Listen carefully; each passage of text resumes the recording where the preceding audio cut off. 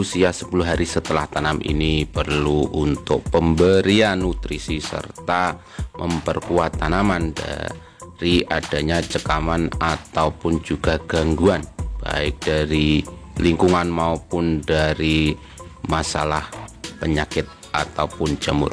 Pada kesempatan kali ini kita akan mereview tanaman kita di 10 hari setelah tanam dan apa saja yang kita semprotkan pada kesempatan kali ini.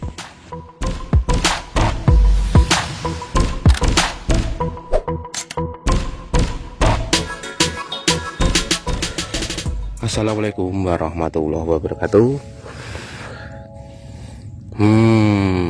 Halo Kakak Mbak Yu, selamat pagi setengah siang. Apa kabar? Semoga kita tetap dalam lindungan Allah Subhanahu wa Ta'ala dan dalam kondisi sehat walafiat, tidak ada kekurangan satu apapun. Ini kita ada di lahan bawang merah kita yang mana di hari ini usianya adalah 10 hari setelah tanam. Ini adalah kondisinya. Nah, terlihat ada yang putih-putih, ini adalah kalsium yang saya cairkan terus saya masukkan ke lubang. Nah, ini tidak kelihatan ya. Nah, ini lubang, ini lubang gejikan. Nah, ini saya gejik, yang mana nanti ini akan sebagai tempat pemupukan yang pertama. Rencananya saya akan dimasukkan pupuk di usia sekitar 12-an hari setelah tanam, atau ya sekitar itulah 12. Namun sebelumnya saya kasih kalsium dulu. Kalsiumnya apa? Ini adalah gampeng ya, gampeng ataupun gampeng yang sudah menjadi enjet. Enjet itu kalau biasanya itu kan gampeng yang dicairkan, gampeng prongkolan itu yang merongkol itu, atau CaCO3, gampeng hasil pembakaran di pabrik gampeng. Itu saya kasih air sekitar 1 kilo, saya tambah air 5 liter, akhirnya kan belekuduk akhirnya muncul gas dan mengeluarkan panas.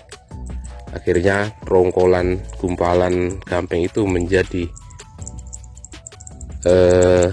lunak dan menjadi enjet. Enjet itu kalau bahasa kimianya itu kalsium hidroksida, ataupun enjet. Nah, yang mana enjet itu kemudian saya cairkan lagi 1 tank, terus saya kasih air 16 liter, terus saya masukkan ke lubang-lubang ini. Manfaatnya apa? Untuk mengangkat pH. Sebelum kita masukkan pupuk, kita harus pastikan pH tanah itu sudah dalam kondisi bagus, netral ataupun normal, sehingga pupuk yang kita masukkan itu bisa terserap dengan maksimal. Nah, itu. Terus setelah kita tunggu sekitar 3 hari, barulah kita akan masukkan pupuk. Manakala enjet ini kita masukkan, atau kapur ini kita masukkan, itu kurang lebih 3-4 hari itu nanti pH akan naik. Masalah untuk pH nya berapa ya, kita cek dengan pH meter. Nah ya, kalau melihat kondisi tanaman hari ini, alhamdulillah dalam kondisi baik-baik saja, sehat dan tidak lentruk. Ini kan kondisinya sudah agak panas ya, daunnya tidak lemes-lemes, itu enggak, tetap kaku-kaku saja, normal. Dan untuk menguatkan ini, tadi sebelum ini sudah saya masukkan nutrisi. Nah, nanti untuk video tentang apa membaca nanti setelah ini. Nah, manfaatnya apa? Nutrisi yang akan kita masukkan tadi adalah untuk memperkuat ini, memperkuat daun biar daunnya ini makin kokoh dan mulai membentuk popor, biar popornya ini agak besar. Nah, terus untuk memperkuat dinding sel, daun, dan menghijaukan ataupun meningkatkan jumlah klorofil yang ada di dalam daun ini, sehingga kalaupun klorofilnya bagus banyak, nanti proses fotosintesis pun bisa berjalan dengan lancar. Nah, apa saja nutrisi yang akan kita masukkan? Yuk kita saksikan video berikut ini. Nah, Kakang Bayu, kita akan melakukan penyemprotan nutrisi. Yang pertama adalah MKP, monokalium fosfat, dengan dosis yang tidak terlalu banyak aja, karena ini masih dalam fase vegetatif. Gunanya bagaimana tanaman kita biar batangnya besar dan juga daunnya tebal, kaku. Jadi kita merangsang dengan pemberian nutrisi fosfat tinggi serta ada kaliumnya, sehingga nanti efeknya semoga tanaman bisa lebih kokoh dan besar pokoknya. Terus kita campur dengan, karena ini masih fase vegetatif, kebutuhan nutrisi fase vegetatif masih diperlukan, karena memang fasenya masih itu ya. Jadinya kita masukkan Gandasil D yang seperti yang sudah kita masukkan beberapa hari yang lalu. Nah, terus untuk ketahanan tanaman dari cekaman biotik maupun abiotik, maksudnya apa? Abiotik itu seperti cuaca, biotik itu seperti adanya aktivitas patogen jahat, itu kita masukkan asam amino. Ini asam aminonya. Terus untuk kalsium kita masih tetap berikan kalsium yang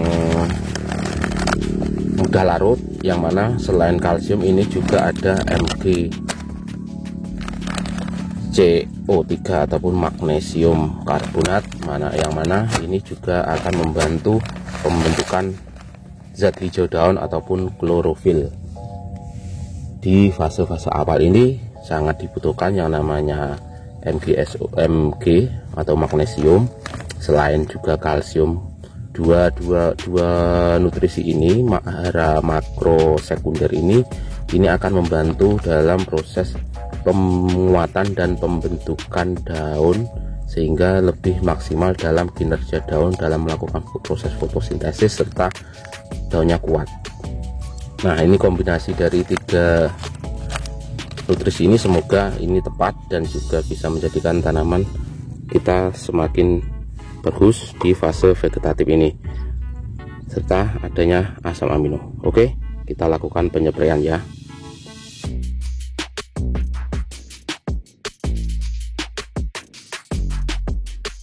Untuk dosis MKP saya pakai 2 sendok, sedangkan untuk Gandasil D juga 2 sendok.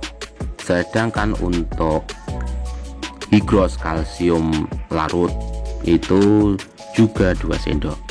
Sedangkan untuk asam amino saya kasih dalam 1 tangki itu 15 mili ataupun 1 tutup.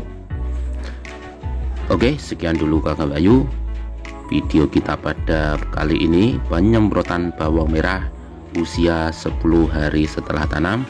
Tetap semangat, semoga tanaman kita bisa tetap sehat, subur hingga panen dan mendapatkan hasil yang maksimal. Amin. Wassalamualaikum warahmatullahi wabarakatuh.